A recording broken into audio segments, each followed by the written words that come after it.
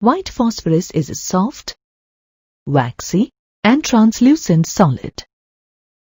It is insoluble in water, but soluble in carbon tetrachloride or carbon disulfide. It dissolves in boiling caustic soda in an inert atmosphere to give phosphine and sodium hypophosphite. It is highly toxic and extremely reactive. It exists as tetrahedral P4 molecules.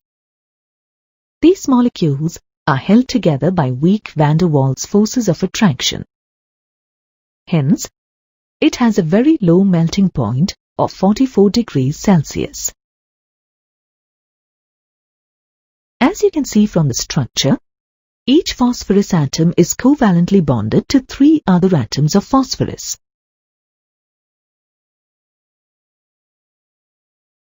The bond angle in a P4 molecule is 60 degrees, which is much less than the expected or theoretical bond angle.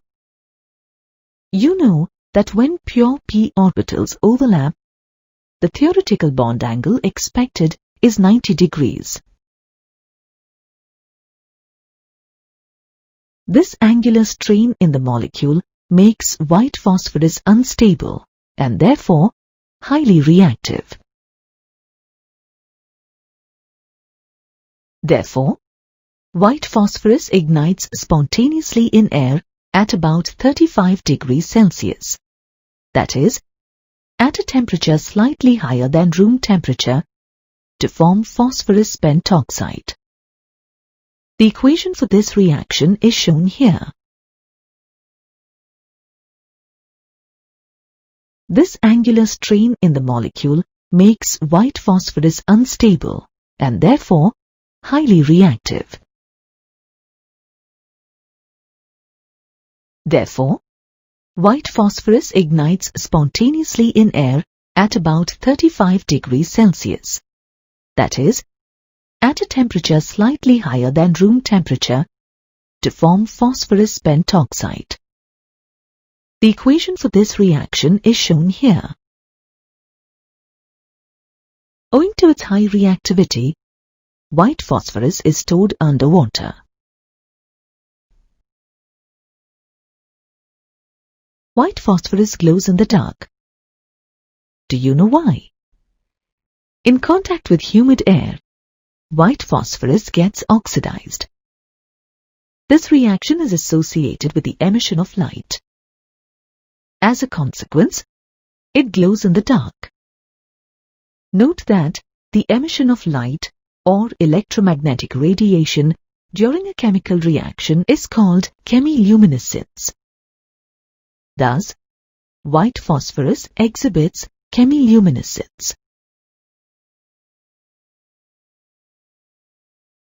When white phosphorus is heated to about 250 degrees Celsius in the presence of sunlight, a stable allotrope of phosphorus is obtained, which is called red phosphorus.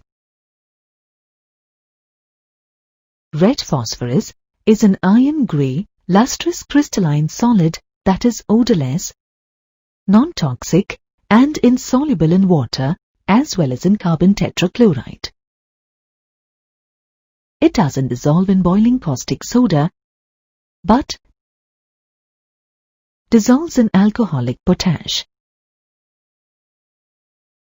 It exists as a polymeric solid. It means that red phosphorus consists of a chain of P4 units that are linked together by single covalent bonds.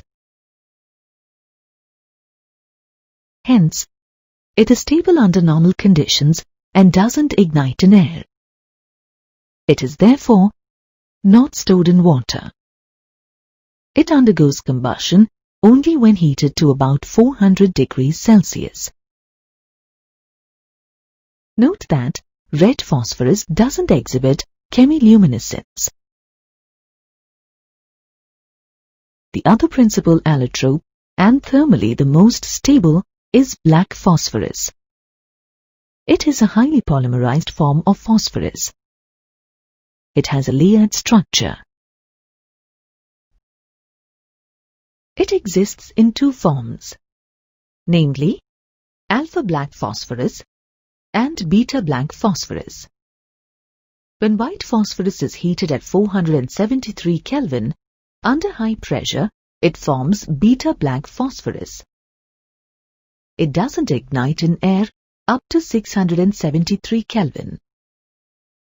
On the other hand, when red phosphorus is heated to 803 Kelvin in a sealed tube for a sufficiently long time, it forms alpha-black phosphorus.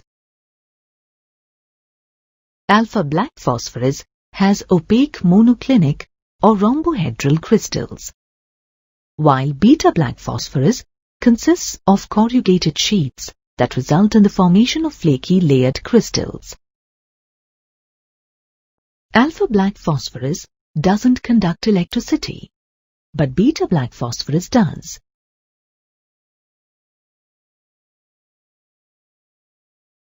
You know that phosphine is a hydride of phosphorus. It was discovered by Jean Gembre in 1783. It is formed in the soil by the bacterial reduction of phosphates. Let us begin our study with the methods to prepare phosphine. Phosphine can be obtained by the hydrolysis of metallic phosphides with water or dilute mineral acids like hydrochloric acid or sulfuric acid.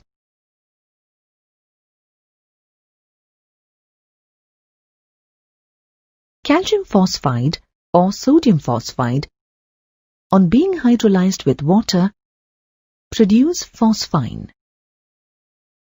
Similarly, when aluminium phosphide is hydrolyzed with hydrochloric acid, it gives phosphine. The equations for these reactions are shown here. Phosphine is also prepared by hydrolyzing white phosphorus with a concentrated solution of sodium hydroxide. This is the laboratory method to prepare phosphine. Let us take a quick look at it. A concentrated solution of sodium hydroxide and white phosphorus is taken in a round-bottomed flask, as shown in the apparatus arranged here. The reaction is allowed to take place in an inert atmosphere of carbon dioxide or oil gas, because phosphorus would otherwise react with oxygen and lead to an explosion. The contents of the round-bottom flask are heated to produce phosphine gas. This gas is delivered into a trough of water. Bubbles of the gas catch fire as soon as they come in contact with air to form rings of smoke, called vortex rings, as shown here. This indicates the presence of highly inflammable phosphorus dihydride or diphosphine as an impurity in phosphine. Are you aware of this fact? The flickering light in marshy places is believed to be corpse candles or ghostly lights. However, in fact, the origin of the flickering light, called will-o'-the-wisp, is due to the spontaneous inflammation of diphosphine present in marshes.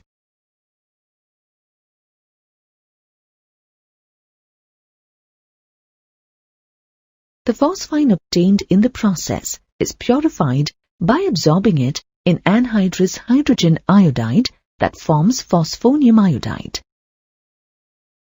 This, on heating with potassium hydroxide, evolves phosphine gas that does not have diphosphine. Pure phosphine can also be obtained by using alcoholic potassium hydroxide instead of an aqueous sodium hydroxide solution. This is because diphosphine is insoluble in alcohol. Diphosphine can also be removed by passing the gas through a freezing mixture in which diphosphine condenses while phosphine doesn't. Activated charcoal or phosphorus pentoxide can be used to absorb the liquid hydride diphosphine from phosphine gas. Next, let us see how phosphine differs from ammonia as far as bond angle is concerned. You already know that ammonia has pyramidal geometry with a bond angle of 107.8 degrees. Similarly, phosphine is also expected to have pyramidal geometry with nearly the same or similar bond angle. However, the bond angle in phosphine is only 93.5 degrees. How do you account for this? Try to explain this variation by comparing the electronegativities of the central atoms in their respective hydrides. You know that phosphorus has less electronegativity than nitrogen. As a consequence, the electron density around the central atom, phosphorus, is less concentrated as compared to nitrogen in ammonia. In other words, the bond pair of electrons is much farther away from the central atom in phosphine than it is in ammonia.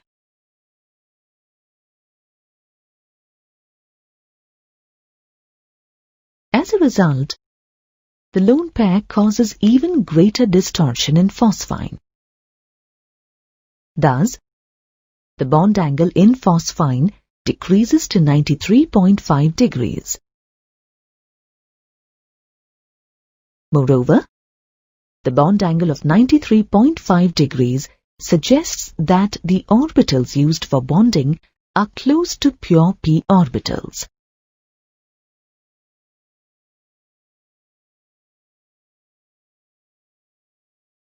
Let us first study the properties of phosphine.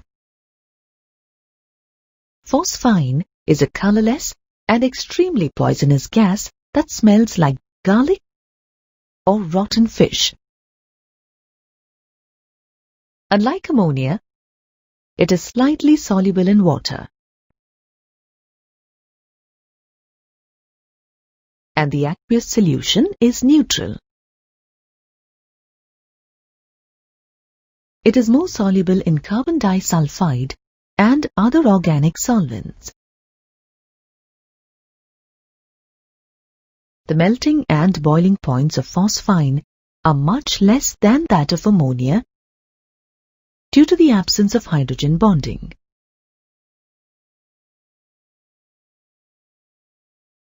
It condenses to a colorless liquid at -87 degrees Celsius and freezes at -132 degrees Celsius.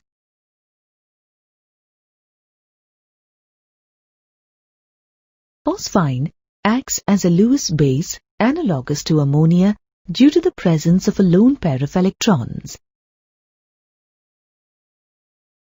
However, it is a weaker base than ammonia because its central atom, phosphorus, is larger in size and less electronegative. Its basic character is evident from its reactivity towards anhydrous halogen acids such as anhydrous hydrogen iodide. Phosphine combines with hydrogen iodide, thereby acting as a Lewis base by donating its lone pair to form phosphonium iodide salt. Talking about phosphonium salts, the phosphonium ion has a structure similar to the ammonium ion as shown here.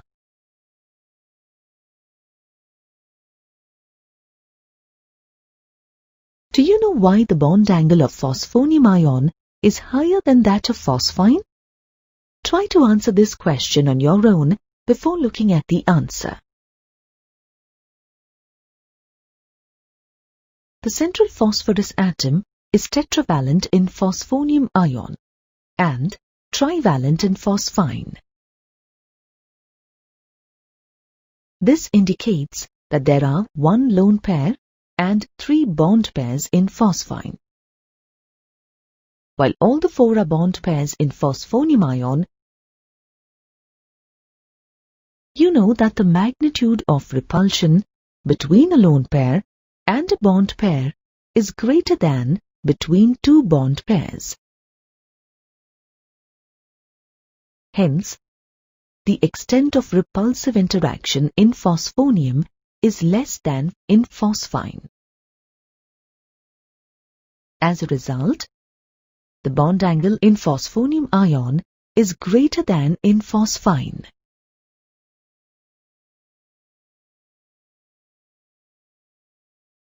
Pure phosphine is non-combustible at normal conditions, but catches fire when heated to about 150 degrees Celsius to form phosphoric acid.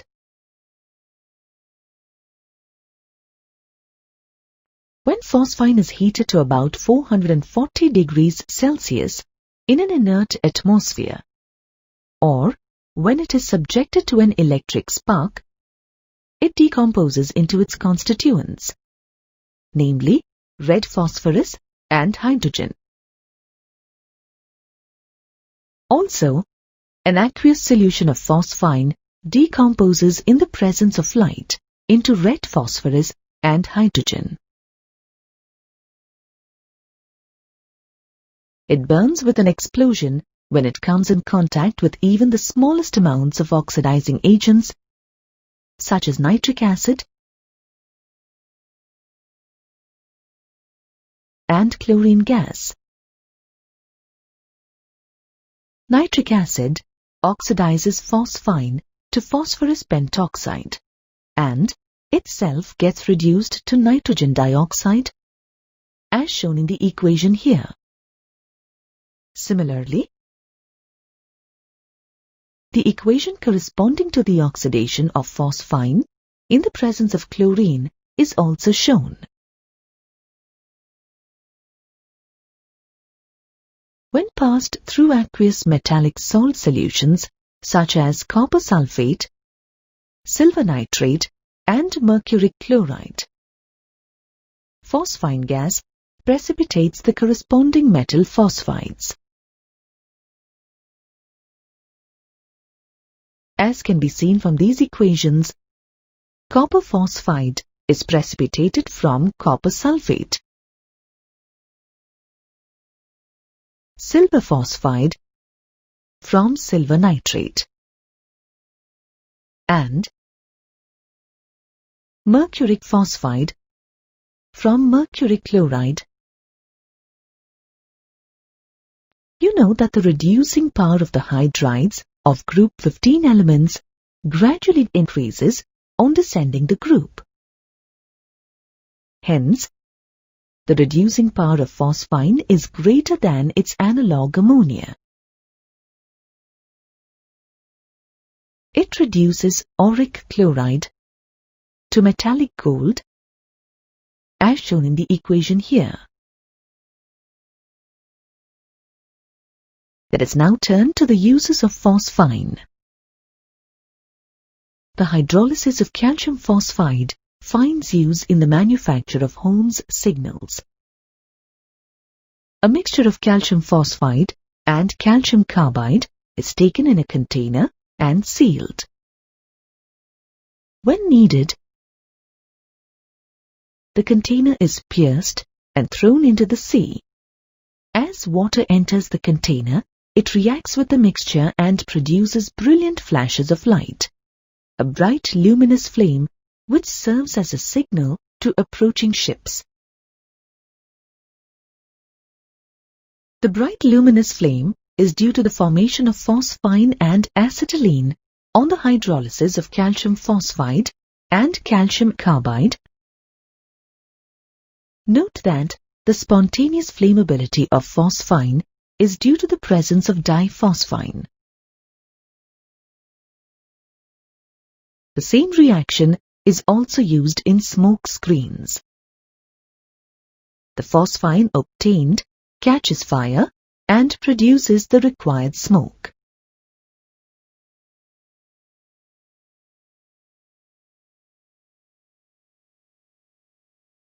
You know that phosphorus forms two types of halides, namely PX3 and PX5.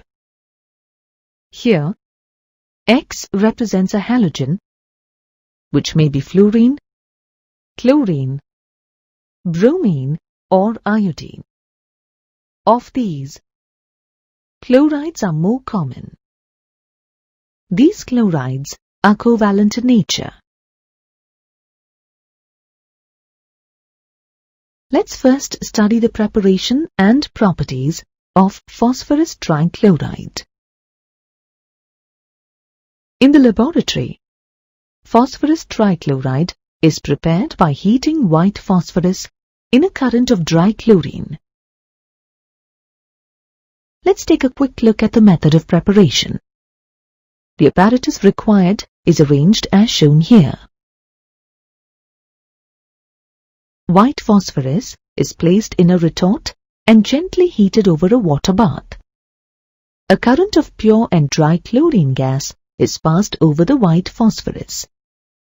Phosphorus trichloride distills off, and the vapors are condensed in a water-cooled receiver.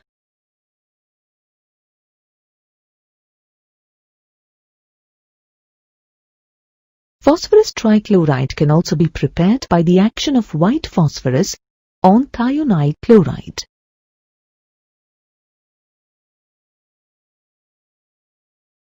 The equation for this reaction is given here.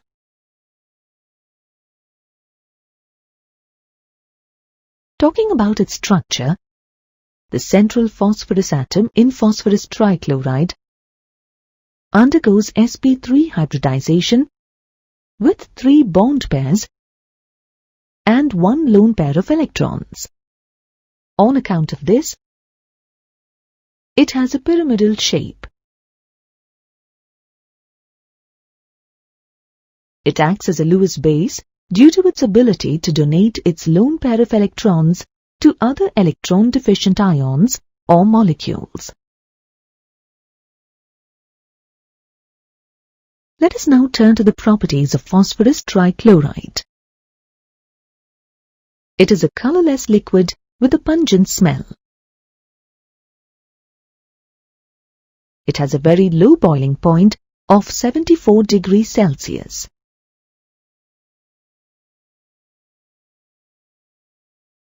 It reacts violently with water and gets hydrolyzed to form phosphorus acid and fumes of hydrochloric acid. As a consequence, it fumes in moist air. Similarly, it reacts with organic compounds that contain hydroxyl groups such as acetic acid and ethyl alcohol to form phosphorus acid as the main product. Let's now move on to the preparation and properties of phosphorus pentachloride. In the laboratory, phosphorus pentachloride is generally prepared by passing excess chlorine into a solution of phosphorus trichloride in carbon tetrachloride.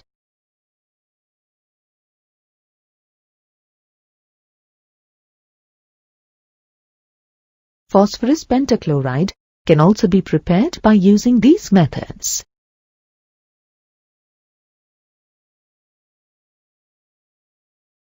Let us now discuss the properties of phosphorus pentachloride. Phosphorus pentachloride is a yellowish-white crystalline powder. It sublimes on heating at 160 degrees Celsius. On strong heating, phosphorus pentachloride dissociates into phosphorus trichloride and chlorine as shown in the equation here.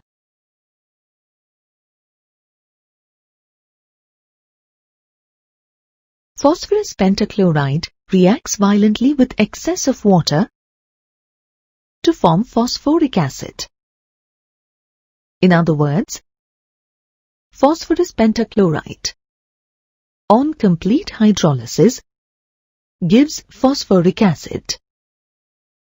Note that it forms phosphoryl chloride or phosphorus oxochloride and hydrochloric acid when equimolar amounts of phosphorus pentachloride and water are used. In other words, when water is taken in small amounts, the products formed are phosphorus oxochloride and hydrochloric acid. Now, write a balanced chemical equation for the hydrolytic reaction of phosphorus pentachloride with heavy water. Try this on your own before looking at the answer. Here are the balanced chemical equations for the reactions of phosphorus pentachloride with small amounts of D2O and excess of D2O. Just like phosphorus trichloride, phosphorus pentachloride also reacts with organic compounds that contain hydroxyl groups. It replaces the hydroxyl groups in the compounds with chlorine atoms. For example, the hydroxyl groups in ethyl alcohol and acetic acid are replaced by chlorine atoms to form chloroderivatives, namely ethyl chloride and acetyl chloride, as shown here. When heated with finely divided metals such as copper, silver, and tin, phosphorus pentachloride forms the corresponding chlorides, namely cuprous chloride, argentous chloride, and stannic chloride.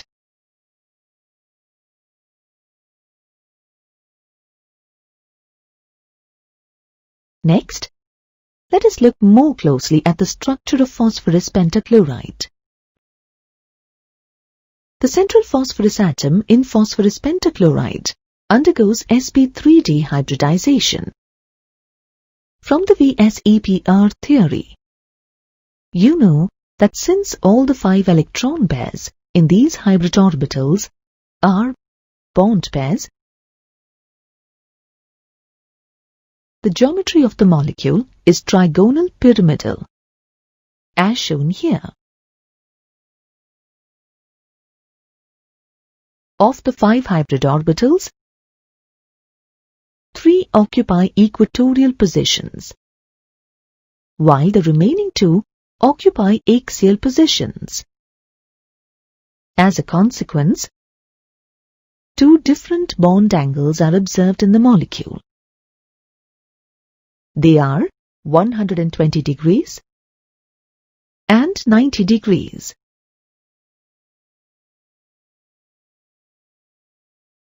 Also note that the 3 equatorial PCl bonds are equivalent with bond lengths of 202 picometers,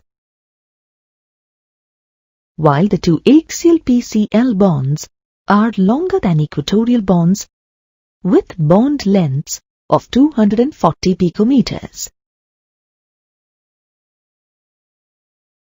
Trigonal bipyramidal geometry is observed only in its liquid and gaseous states. However, in the solid state, it exists as a salt, that is, as an ionic solid in which the cation tetrachlorophosphonium is tetrahedral, while the anion hexachlorophosphate 5 is octahedral, as shown here.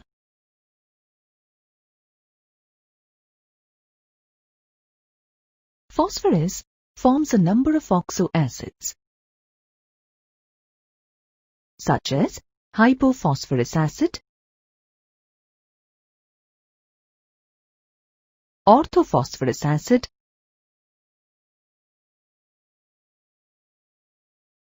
pyrophosphorus acid,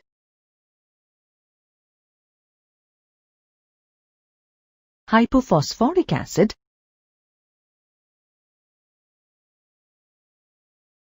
orthophosphoric acid,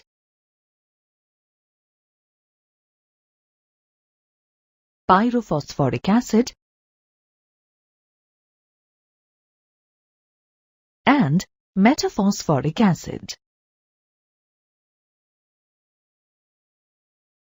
The table here lists the formula and oxidation state of each of these oxo acids. Phosphorus usually exhibits an oxidation state of either +3 or +5 in its oxo acids.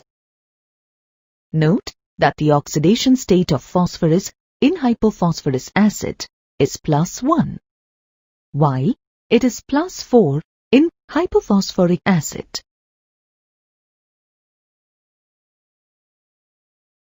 The oxo acids in which phosphorus exhibits lower oxidation state of +1 or +3 constitute the phosphorus acid series, while the ones in which phosphorus exhibits higher oxidation states of +4 or +5 constitute the phosphoric acid series.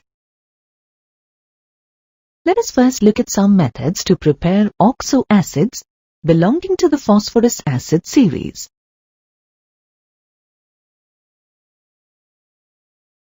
Hypophosphorus acid, also called phosphinic acid, is prepared by the alkaline hydrolysis of white phosphorus. When white phosphorus is heated with an alkali solution, like barium hydroxide, it forms hypophosphite. This is further treated with dilute sulfuric acid to recover the acid. The hydrolysis of phosphorus trioxide or phosphorus trichloride forms orthophosphorus acid, phosphonic acid, or simply phosphorus acid.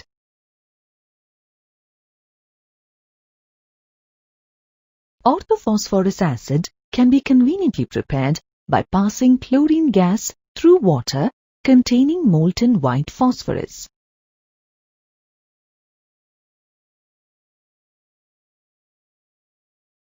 The phosphorus trichloride so formed is instantly hydrolyzed to give orthophosphorus acid.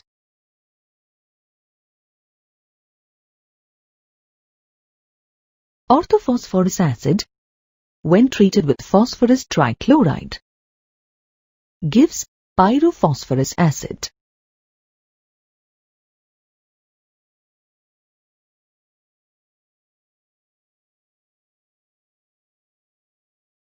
Let us now discuss some methods to prepare oxo acids belonging to the phosphoric acid series. Hypophosphoric acid is obtained by the alkaline hydrolysis and oxidation of red phosphorus. As shown by these set of equations.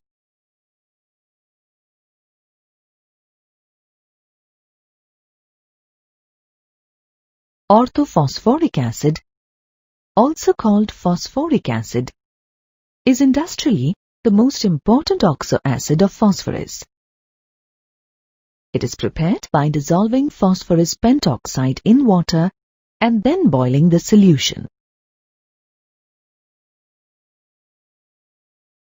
The stepwise process of the hydrolysis of phosphorus pentoxide is represented here.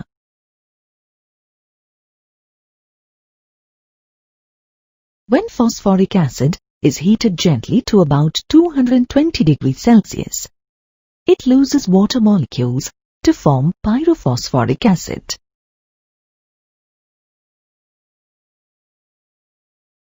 Pyrophosphoric acid or orthophosphoric acid when heated to red hot, forms metaphosphoric acid. Crystalline phosphorus acid, on being heated with bromine in a sealed tube, gives metaphosphoric acid. Note that metaphosphoric acid exists as a polymer. Cyclotrimetaphosphoric acid and polymetaphosphoric acid are some polymeric forms of metaphosphoric acid. You know that phosphorus forms a number of oxo acids, such as hypophosphorus acid,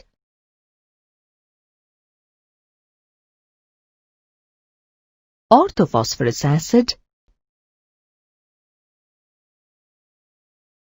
pyrophosphorus acid, hypophosphoric acid, orthophosphoric acid, pyrophosphoric acid, and metaphosphoric acid. Examine the structures of the oxo acids given here. Now, try to list the characteristic bonds and the number of these bonds present in each of these oxo acids before you take a look at the table that has the relevant data. The table here lists the characteristic bonds and the number of these bonds in each of these oxo acids. Let us now discuss the common and some important features of the structures of the oxo acids of phosphorus. In all of these oxo acids, the central phosphorus atom is surrounded tetrahedrally by other atoms.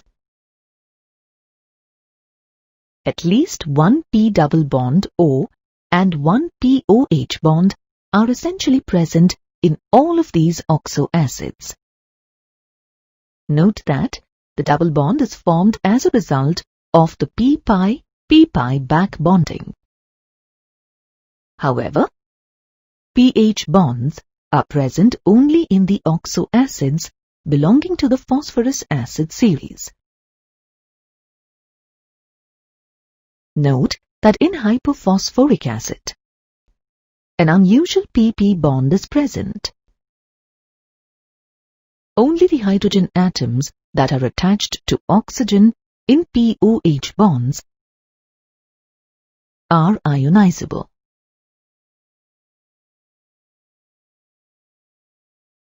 And impart acidic character to the compound. Thus, the number of ionizable hydrogens determines the basicity of an acid. On the other hand, the pH bond is not ionizable.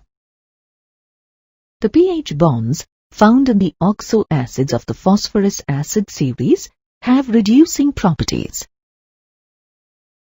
In other words, the hydrogen atoms attached directly to the phosphorus atom are not ionizable and confer reducing properties to the compound.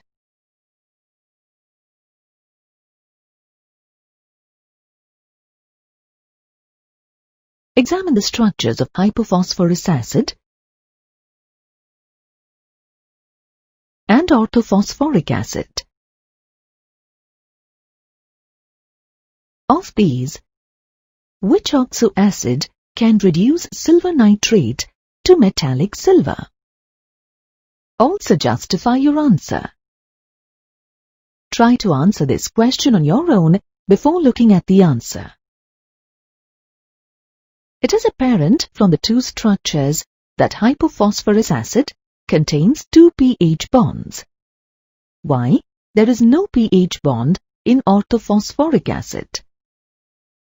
Hence, hypophosphorus acid reduces silver nitrate to metallic silver, as shown by the equation here. Similarly, orthophosphorus acid and pyrophosphorus acid which belong to the phosphorus acid series, are good reducing agents. Orthophosphoric acid is a tribasic acid. Can you justify this statement before looking at the answer? You know that only the hydrogen atoms that are attached to oxygen in POH bonds are ionizable and impart acidic nature to the compound.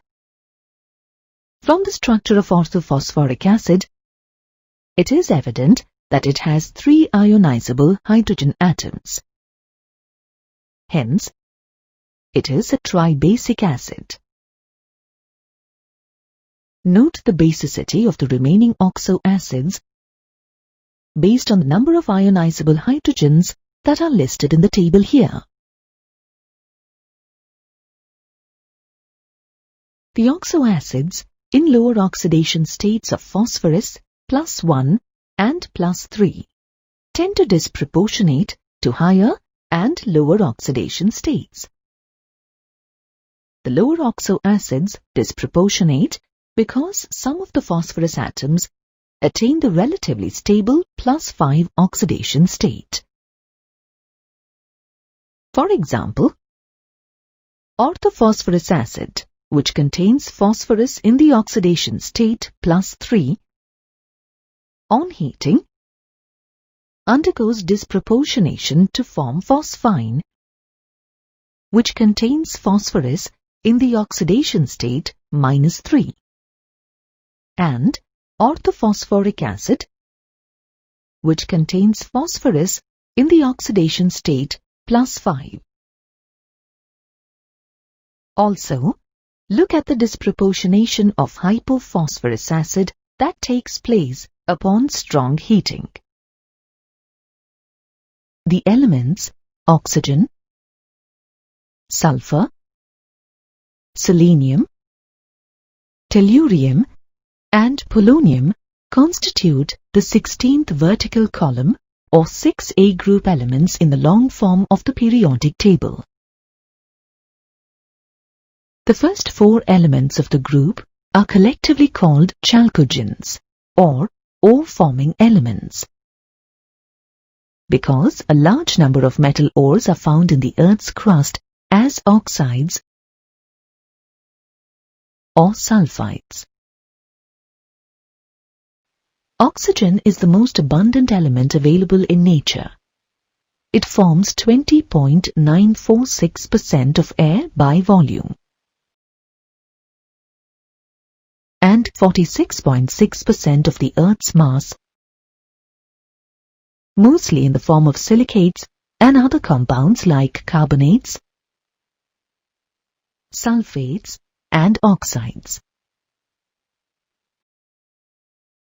Most of the oxygen in the atmosphere is produced by photosynthesis in plants. It also occurs in the form of ozone, which is an allotrope of oxygen in the upper atmosphere, and protects us from the harmful radiations of the sun.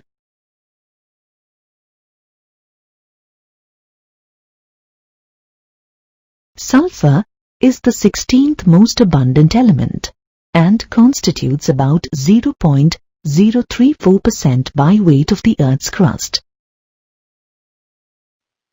In its combined form, sulfur is found in ores in the form of sulfates and sulfides. Sulfates include gypsum, CaSO4, 2H2O, Epsom salt, MgSO4, 7H2O, and barate, BaSO4.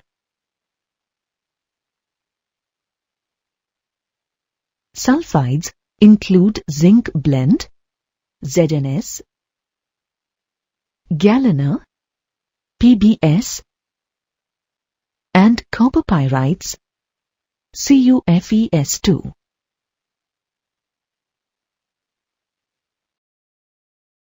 Sulfur is also present in organic substances like mustard seeds, eggs, onion, garlic, wool, and hair.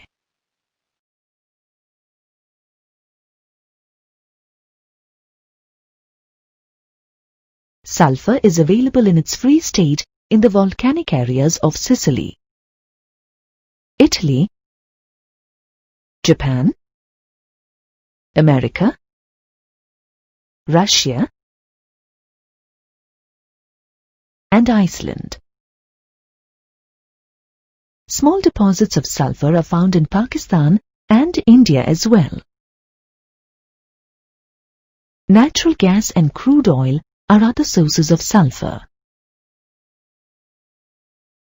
Selenium and tellurium are present in sulfide ores as metal selenites and tellurites. Polonium is a radioactive element with a half-life of 13.8 days and is very rare. It occurs in nature as a decay product of uranium and thorium minerals. Look at the electronic configuration of these elements.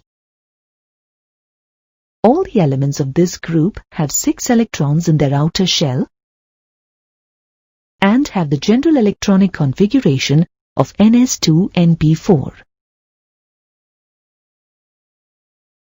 Now, let's look at the atomic and physical properties and their trends in these elements. Let's begin with the atomic and ionic radii of these elements.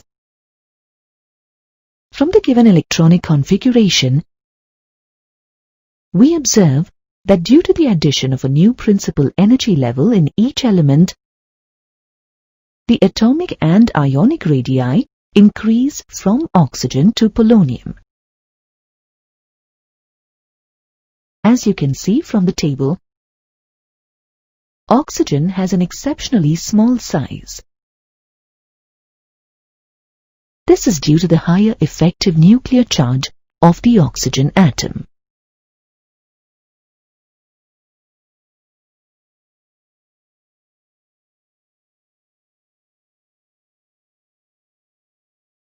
You already know that as we move down a group, ionization enthalpy decreases with an increase in the size of the atom. In group 16 elements too, the ionization enthalpy decreases with an increase in the size of the atom from oxygen to polonium. However, note that the elements of this group have lower values of ionization enthalpy than that of group 15 elements. This is because group 15 elements have a stable half-filled p subshell in their valence shell. Due to the extra stability of their half-filled configuration, more energy is required to remove electrons compared to group 16 elements. Let's now see the electron gain enthalpy of these elements. In general, down a group, electron gain enthalpy decreases with an increase in the size of the atom. Thus, the electron gain enthalpy of group 16 elements decreases with an increase in the size of the atom from oxygen to polonium. However, note that the oxygen atom has a less negative electron gain enthalpy than sulfur. This is because oxygen, due to its compact nature, experiences more repulsion between the electrons already present and the incoming electron. Due to these electron-electron repulsions, an oxygen atom has lesser tendency than a sulfur atom to accept the extra electron.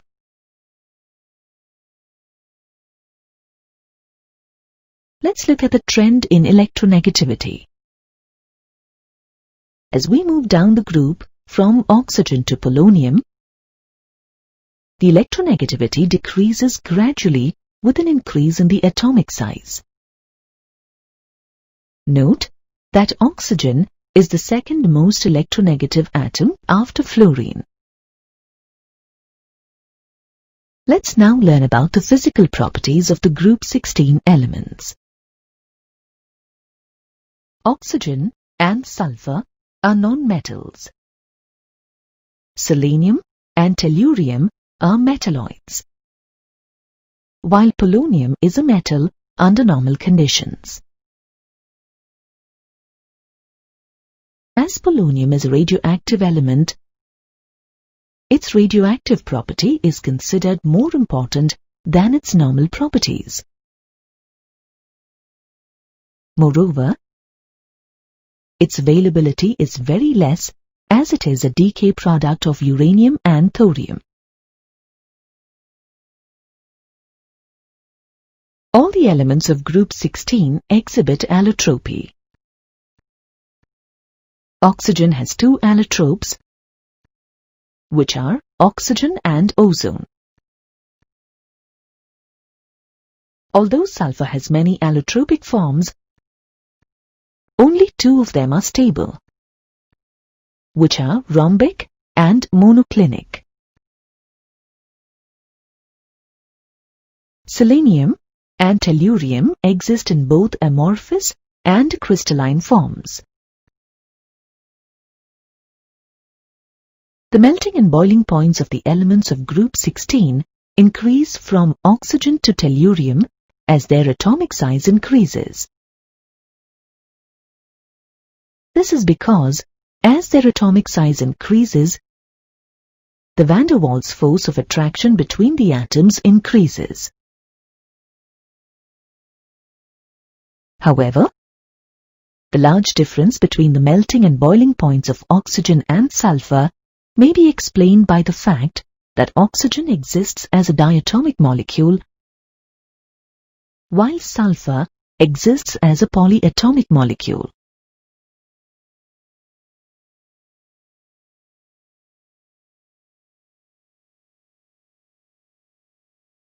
First, let's take a look at the oxidation states of the elements of group 16. As all the elements of this group have a configuration of Ns2np4 in their valence shell, they may attain noble gas configuration either by gaining 2 electrons, forming M2- ions, or by sharing 2 electrons, thus forming 2 covalent bonds. Hence, these elements show both negative and positive oxidation states. The table here gives details of the different oxidation states shown by these elements. The electronegativity of oxygen is very high, second only to fluorine. Therefore, it exhibits a negative oxidation state of -2 in all its metal oxides. Thus, most metal oxides are ionic and contain oxide ions. In addition to -2 oxidation state, oxygen shows -1 oxidation state in peroxides. Since the electronegativities of the elements decrease as we move down the group, the tendency of these elements to show -2 oxidation state decreases from sulfur to polonium. Since polonium has the least electronegativity, it does not show an oxidation state of -2. Instead, it shows only positive oxidation states. Talking about positive oxidation states, oxygen shows positive oxidation state only in its compounds with fluorine, since fluorine is the only element more electronegative than oxygen.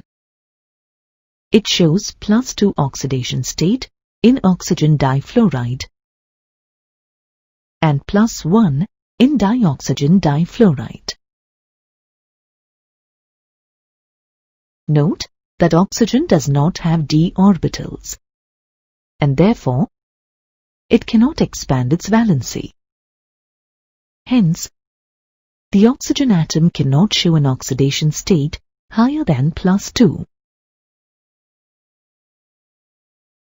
The other elements of the group, apart from exhibiting +2 oxidation state, also exhibit +4 and +6 oxidation states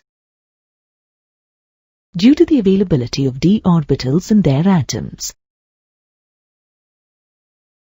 These elements show +4 oxidation state in their compounds with oxygen and +6 oxidation state with fluorine. Due to the inert pair effect, the stability of +6 oxidation state decreases, while the stability of +4 oxidation state increases down the group. Oxygen, like the other p-block elements present in the second period, differs considerably from the rest of the elements in its group. These differences are due to its small size and high electronegativity, and the absence of d orbitals in the valence shell of the atom.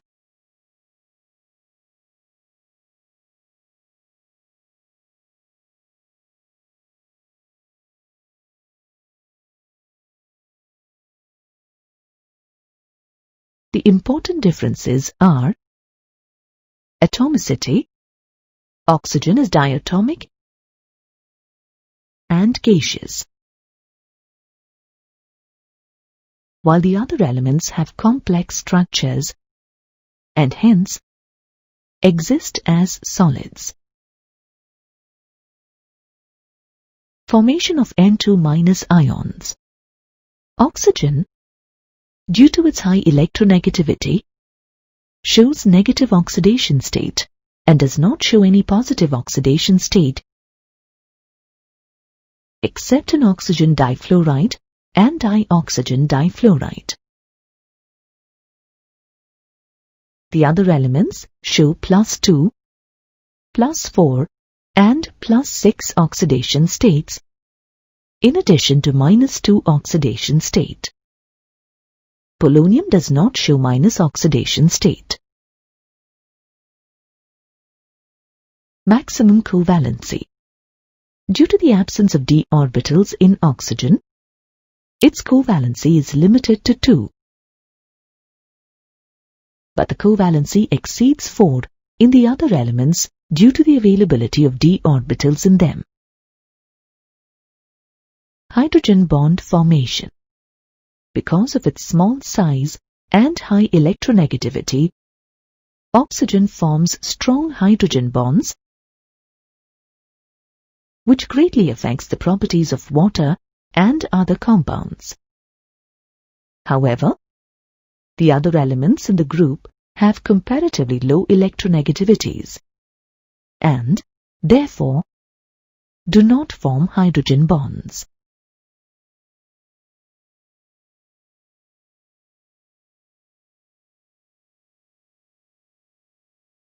Now, let's discuss the chemical properties of these elements. The elements of this group react with hydrogen to form hydrides of the type H2E, where E could be oxygen, sulfur, selenium, tellurium, or polonium. The physical states, melting points, boiling points, enthalpy of formation, enthalpy of dissociation, and dissociation constants of these hydrides are given in the table here. Let's look at the physical states of these hydrides. Water is a colorless and odorless liquid, while the hydrides of all the other elements of the group are colorless, poisonous gases with unpleasant odors. The boiling point of the hydrides markedly decreases from water to hydrogen sulfide and then increases. Water has an abnormally high boiling point because its molecules are associated with each other by means of hydrogen bonds in its solid as well as liquid states. On moving down the group, the boiling point increases from hydrogen sulfide to hydrogen telluride because of the increase in molecular weight. The thermal stability of these hydrides decreases with a decrease in the bond dissociation enthalpy of the He bond from H2O to H2Te. As can be seen from the dissociation constant values, the acidic character of the hydrides increases from H2O to H2Te. The increase in acidic character is due to the decrease in the He bond dissociation enthalpy from H2O to H2Te. Except for water, all the other hydrides act as reducing agents. The reducing property of these hydrides increases from H2S to H2Te. This is again due to the decrease in their thermal stability from H2S to H2Te. All the elements of this group react with oxygen to form dioxides and trioxides of the type EO2 and EO3 respectively, where E could be sulfur, selenium, tellurium or polonium. Both these types of oxides are acidic in nature.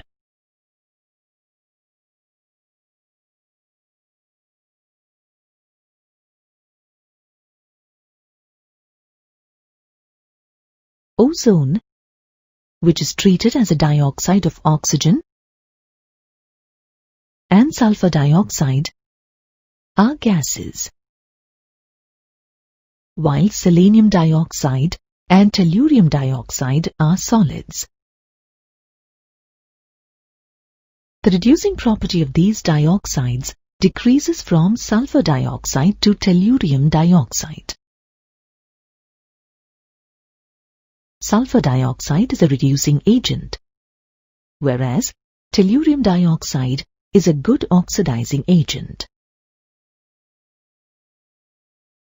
Sulfur trioxide is the only important triode in this group. At room temperature, sulfur trioxide is a solid and exists in three distinct forms: alpha, beta, and gamma.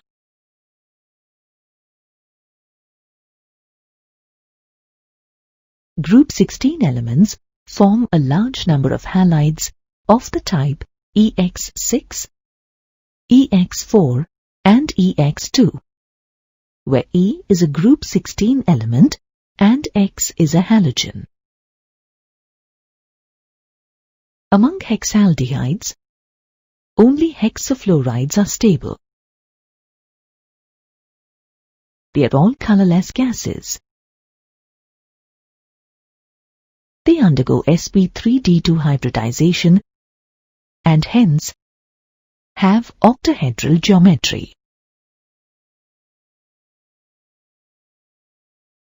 Sulfur hexafluoride is an extremely inert, colorless, odorless, and non-flammable gas and is insoluble in water. Among the tetrafluorides of group 16 elements, sulfur tetrafluoride is a gas, selenium tetrafluoride is a liquid, and tellurium tetrafluoride a solid. These tetrafluorides undergo sp3d hybridization and hence have trigonal bipyramidal geometry, in which one of the equatorial positions is occupied by a lone pair of electrons. This geometry is also known as seesaw geometry. Except for selenium, all the other elements of this group form dichlorides and dibromides.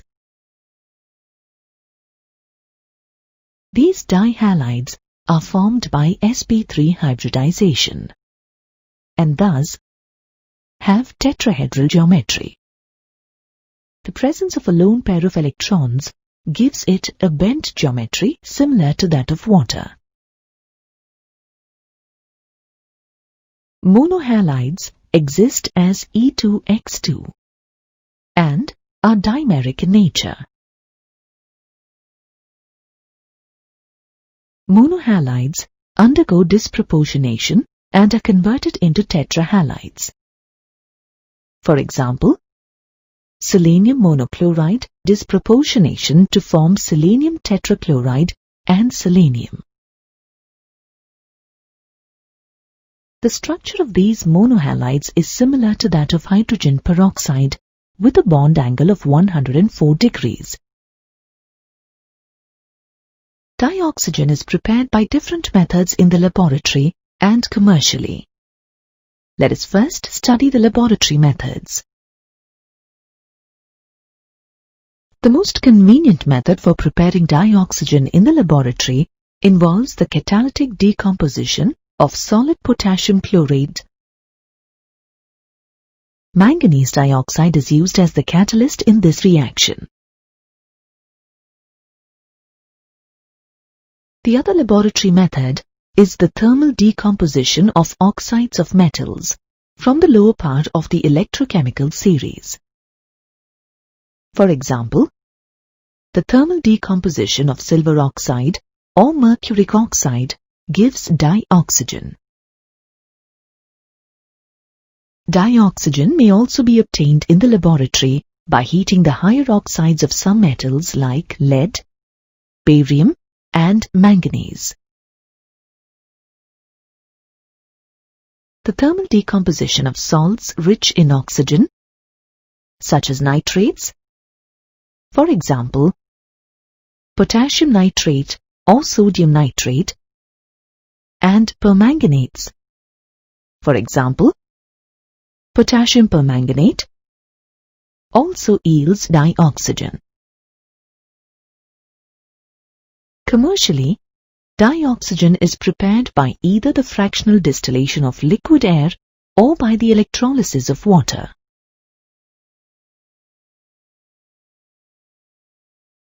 To prepare dioxygen from air free from water and carbon dioxide is first liquefied. The remaining constituents of liquid air, primarily liquid oxygen and liquid nitrogen, are separated by means of fractional distillation. The electrolysis of water containing a small amount of sulfuric acid or barium hydroxide leads to the liberation of oxygen at the anode and hydrogen at the cathode.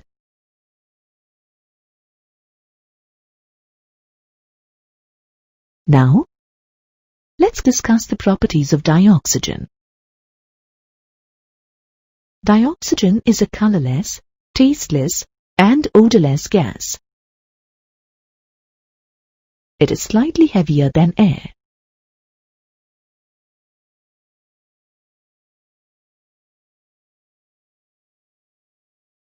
It is slightly soluble in water to the extent of 3.08 cubic centimeters in 100 cubic centimeters of water at 293 Kelvin. This small quantity of dissolved dioxygen is just sufficient to support marine and aquatic life. It can be liquefied under pressure to a pale blue liquid by compressing the gas at 90 Kelvin. It can also be solidified into a bluish-white solid at 55 Kelvin. it has 3 isotopes forms with mass numbers 16, 17, and 18. In spite of having an even number of electrons, dioxygen exhibits paramagnetic behavior. This property can be clearly explained by the molecular orbital structure of the dioxygen molecule.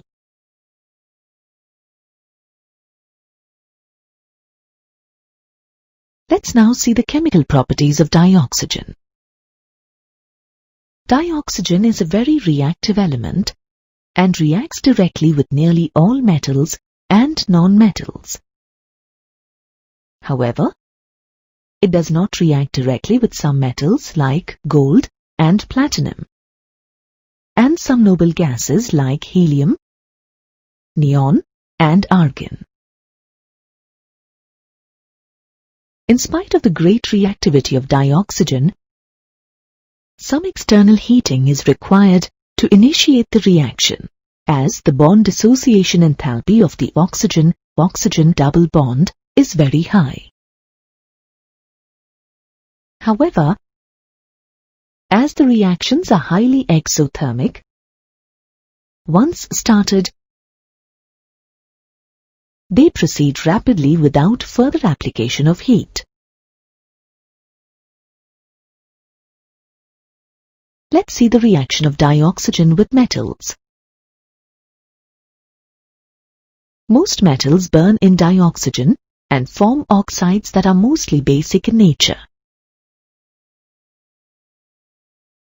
The reactions of dioxygen with metals such as calcium and sodium are shown here. Similarly, most non-metals burn in dioxygen to form acidic oxides. The reactions of dioxygen with sulfur, carbon, and phosphorus are illustrated here.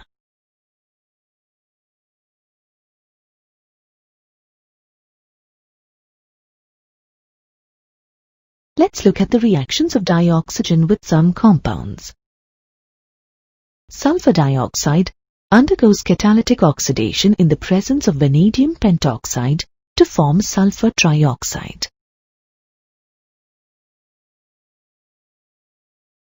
This is an important step in the manufacture of sulfuric acid by the contact process.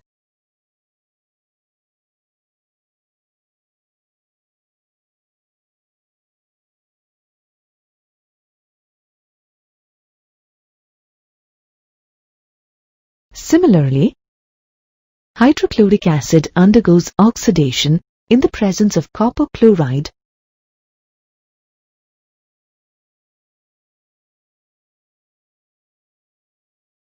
to form chlorine.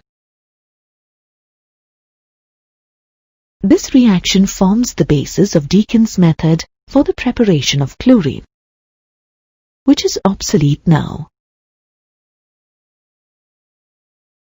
Dioxygen reacts with several organic compounds, such as hydrocarbons and carbohydrates on ignition, forming carbon dioxide and water.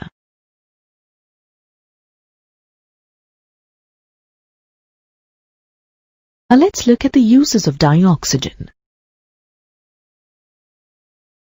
The main importance of dioxygen lies in its support to vital processes, such as combustion and respiration. Dioxygen mixed with carbon dioxide or helium is used for artificial respiration. It is used in the manufacture of many metals. It is used in oxyacetylene welding and metal cutting. It is used to oxidize ammonia in the manufacture of nitric acid. Oxygen cylinders are widely used in hospitals, high-altitude flying, and in mountaineering. Liquid oxygen is an important constituent of the fuel used in rockets.